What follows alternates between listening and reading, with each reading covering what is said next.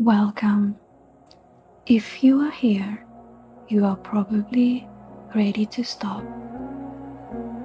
Stop thinking about what happened today.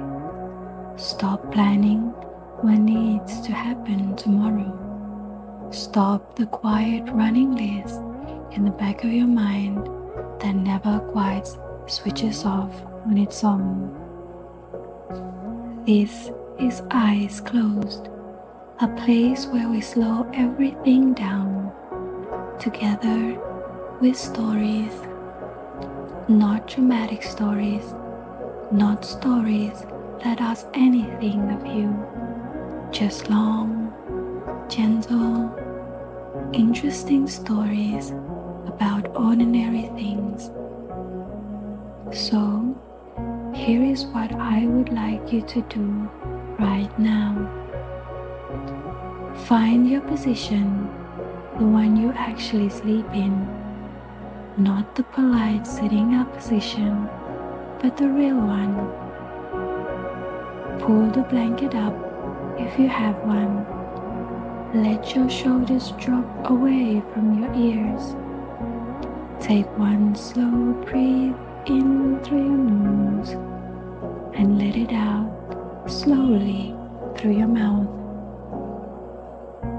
You don't need to do anything with your hands, just let them rest. You don't need to keep your eyes open, let them close when they want to. You are not going to miss anything important. The story will keep going. I will keep talking.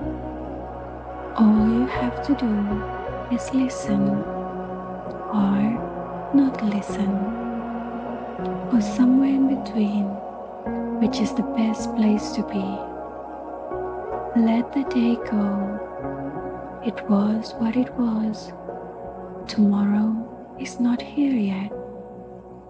Right now, there is only this, your breath, this voice, and a story that is about to begin. Are you ready? Then let's begin. There is a jar of honey that is 3,500 years old. It was found in an Egyptian tomb, sealed, intact, and still perfectly preserved. Archaeologists confirmed that it was still edible.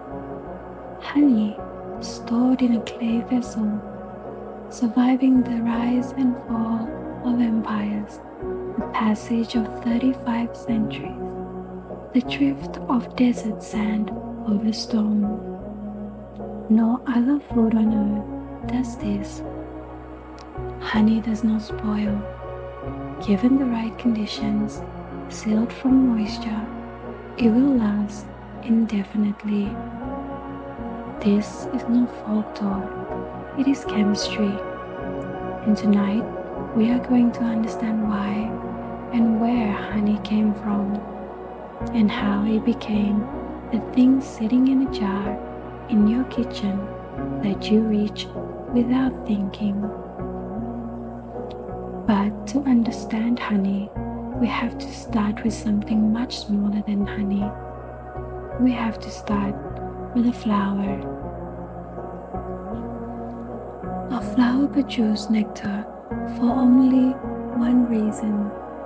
Not for us, not for honey, for the bee.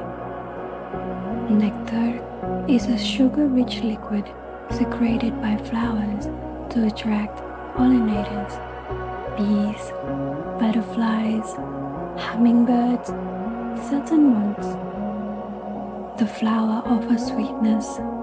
In return, the pollinator carries pollen from flower to flower, enabling reproduction. It is one of the oldest partnerships in the world, dating back more than 100 million years to when flowering plants and their pollinators evolved together in a small, mutual negotiation that shaped the look of almost every landscape on Earth. Without that partnership, the world would be an unrecognizable place. No fruits, no nuts, no vegetables as we know them. The flowering plant that covers most of the Earth's land surface exists because pollinators exist. And pollinators exist because flowering plants feed them. The honeybee is the most famous of these pollinators. This western honeybee, Apis mellifera, lives in colonies of 30,000 to 80,000 individuals, each colony functioning as a single superorganism. The queen lays eggs, the workers, all female, forage, build, guard, and processes. The drones, the males, exist only to mate with a new queen. A foraging worker bee will visit up to 1,000 flowers in a single trip and fly up to 5 kilometers from the hive. Over her short life of 6 weeks in summer, she will produce approximately 1/12 of a teaspoon of honey. 1/12 of a teaspoon. A single jar of honey represents the entire working lives of thousands of bees, each one flying thousands of kilometers, visiting millions of flowers. When a bee collects nectar, she stores it in a special organ called the honey stomach, separate from her digestive stomach, and it carries it back to the hive. Inside the hive, she passes the nectar to a house bee, who chews it, adding enzymes from her own glands. These enzymes begin breaking down the complex sugars of the nectar into simple sugars, primarily glucose and fructose. The bee deposits the partially processed nectar into a wax cell. Then, something remarkable happens. The bees fan the nectar with their wings. Thousands of bees beating their wings continuously, creating airflow through the hive. This evaporates the water content of the nectar, which begins at roughly around 80% water and needs to come down below 20%.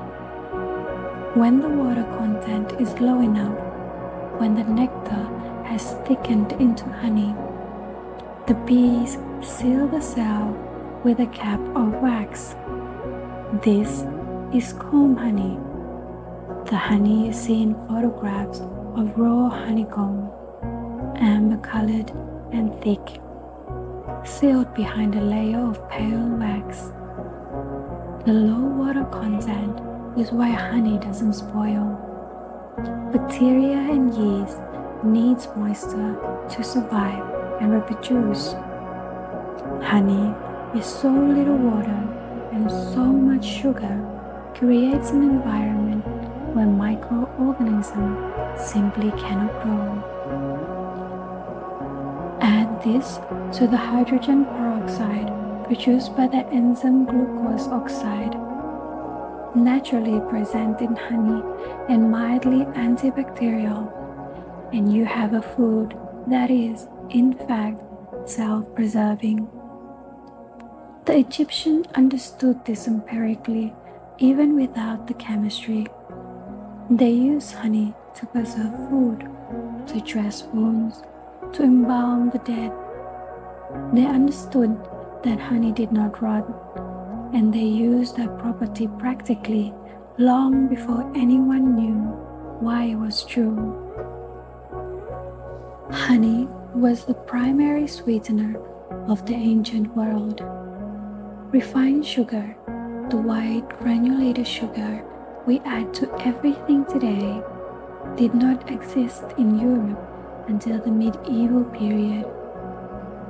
Before sugarcane was cultivated and processed, before sugar beet was discovered, before the vast colonial sugar industries of the 17th and 18th centuries, the only widespread source of sweetness was honey, and it was precious because of it.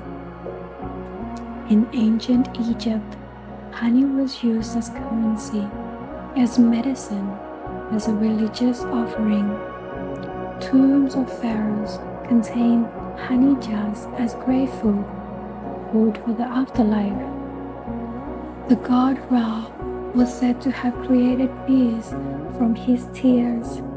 Honey was a divine food. The ancient Greeks kept bees and valued honey deeply. The word mead, an alcoholic drink made by fermenting honey in water, comes from an ancient root word meaning honey. And mead may be the most oldest alcoholic drink in human history.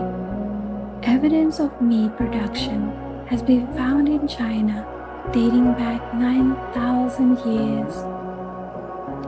The Norse pantheon included a sacred mead called the mead of poetry. Whoever drank it gained the gift of wisdom and verse. The word honeymoon comes from an old custom of giving newly married couples enough mead to last one moon cycle, 1 month, in the belief that it would bring fertility and happiness. A honeymoon was literally a month of honey. In ancient India, honey, madhu in Sanskrit, appears through the Vedic text as a sacred substance. The Rig Veda describes rivers of honey.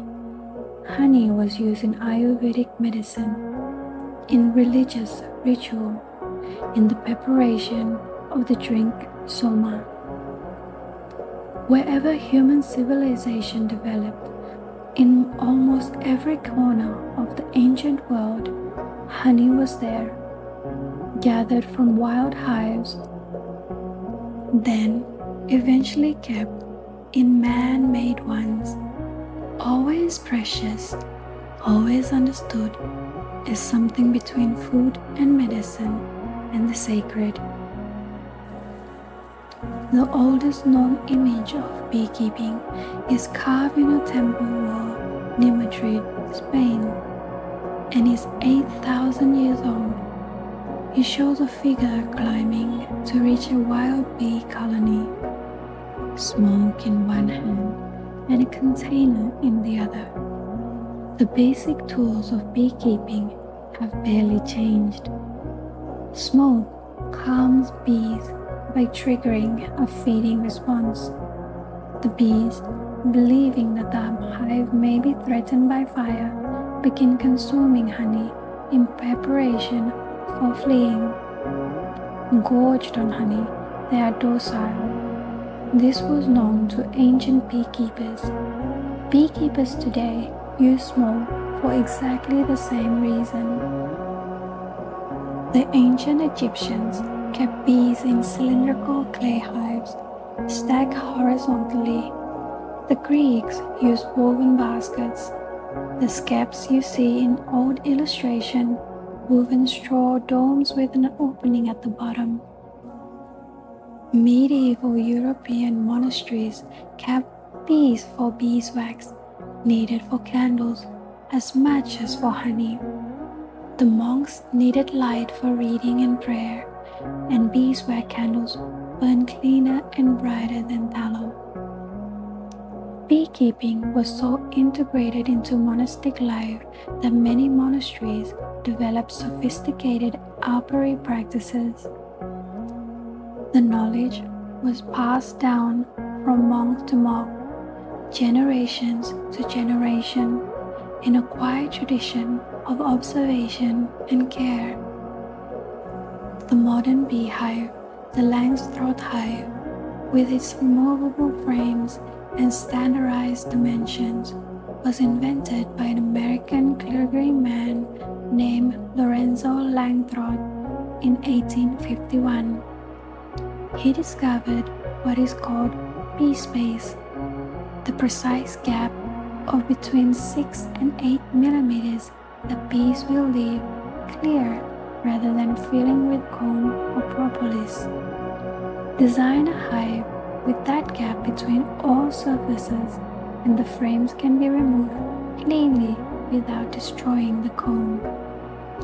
This single insight, bee space, transformed beekeeping from a destructive practice you had to kill the colony or destroy the hive to harvest honey, to a sustainable one. Modern beekeeping, with its inspectable frames and gentle colonies, descends directly from Langstroth's 1851 observation. Karl von Frisch was an Austrian zoologist who spent decades studying honeybees, and in 1973 was awarded the Nobel Prize in Physiology and Medicine for a discovery so remarkable that many of his contemporaries initially refused to believe it. Bees dance, not as decoration, but communication. When a foraging bee returns to the hive, having found a good source of nectar, she performs a dance on the vertical surface of the honeycomb. The dance is called the waggle dance. Its choreography, the angle of the run relative to vertical, the duration of the waggling phase, the number of circuits, encodes precise information about the direction, distance, and quality of the food source. The angle of the wattle run relative to straight up corresponds to the angle of the food source relative to the sun. If the bee runs straight up, the food is in the direction of the sun. If she runs 30 degrees to the left or vertical, the food is 30 degrees to the left of the sun. The duration of the waggle runs in code distance. A longer waggle means further away. Other bees in the hive read this dance and fly out to find what has been described, arriving in experiments very close to the precise location the dancer indicated. This is a symbolic communication system, a language in a meaningful sense of the word. The dance is abstract.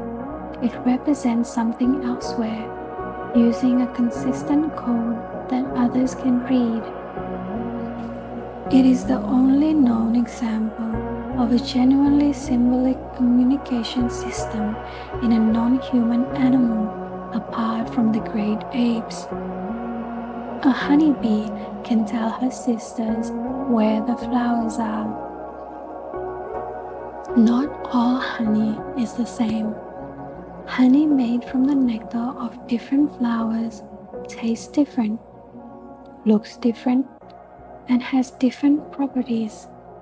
The variety of honey depends entirely on what the bees have been foraging, which flowers were in bloom, which were within range of the hive. Acacia honey made from black locust flowers is pale, almost clear, very mild and sweet, slow to crystallize. Manuka honey, made from the manuka tree in New Zealand, is dark, strong, slightly medicinal, and has unusually high antibacterial properties that has been the subject of considerable medical research. Lavender honey from Provence, France, is pale gold and fragrant, with a floral quality. Buckwheat honey is dark brown, almost molasses-like, intensely flavored and strongly antibacterial. Orange blossom honey has a light citrus note.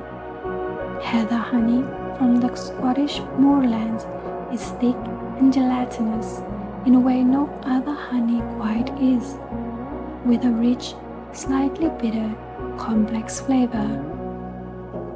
Raw honey, honey that has not been heated or filtered, is different again from commercial honey. Commercial honey is typically heated to prevent crystallization and filtered to remove pollen. Raw honey retains its pollen, its natural enzymes, and often crystallize over time, turning from a liquid to a thick, grainy, spreadable solid. This does not mean it has gone bad. Crystallized honey is simply honey whose glucose has precipitated out of the solution. Warm the jar gently and it liquefies again. The beekeeper's art is knowing the landscape, knowing what is in the flower, when the bees are flying, what flavor profile the season will produce. A good artisan honey is a record of a particular place at a particular time of the year. For most of human history, honey was medicine as much as food. Ancient Egyptian medical texts, the Ebers Papyrus, dated around 1550 BCE, list honey as an ingredient in hundreds of remedies. Mixed with grease and fiber, it was applied to wounds. Modern research has confirmed that honey applied to wounds does promote healing. The low water content dries the wounds. The hydrogen peroxide provides antibacterial action, and the thick consistency creates a protective barrier. In Ayurvedic medicine, honey is classified as yoga vahi, a substance that carries the properties of other medicines deeper into the body. It is used as a vehicle for herbal remedies believed to enhance their effectiveness. Hippocrates, the Greek physician who is considered the father of Western medicine, used honey extensively. He recommended honey water for fever, honey and vinegar for pain, and honey preparation for wound care. Medieval apothecaries used honey as a base for medicine. Oxymel, a mixture of honey and vinegar, was used for respiratory complaints. Electuaries, medicine mixed into honey to make them palatable, were standard preparation. Even today, honey is used in medical-grade wound dressings. Medi honey, a commercially prepared Manuka honey product, is used in hospitals for wounds that have proven resistant to conventional treatment. The ancient Egyptians were not wrong. Let's come back to the ordinary, the jar in your kitchen. If you have one, you probably reach for it without thinking much. A spoonful in tea on a cold morning, drizzled over yogurt, stirred into warm water with lemon when your throat is sore, spread on toast, slightly too thick because honey is difficult to spread at cold temperatures, and you never quite get the right amount, and then it drips a little on your plate and you eat that too. Honey in cooking is different from sugar. It adds flavor, not just sweetness. It retains moisture in baked goods, which is why honey cakes stay softer longer than sugar cakes. It browns more quickly under heat because of its fructose content, which caramelizes at a lower temperature than glucose. A glaze made with honey on roasted vegetables or meats develops a particular depth of color the sugar cannot quite replicate. The color of honey in the jar, that particular amber, the way light passes through it, is one of the most beautiful colors in ordinary life.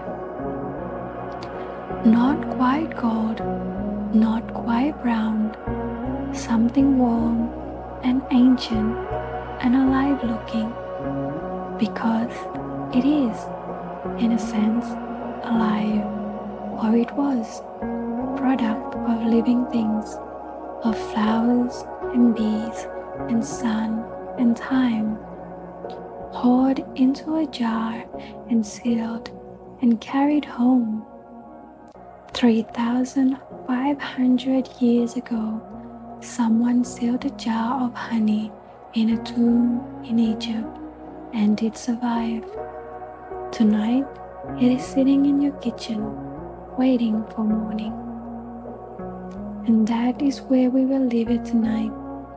You came here to rest, and I hope that is exactly what you are doing right now, or close to it, somewhere in that warm, quiet place between knowing and not knowing, between the story and the sleep. That is the whole point of this. If you made it all the way to the end, or if you are only hearing this now, coming back from somewhere deeper, thank you for being here. It means something that you chose this for your night. There will be another story when you are ready for it. Until then, stay exactly where you are. Let your breathing do what it knows how to do, and sleep well. This is Eyes Closed. Good night.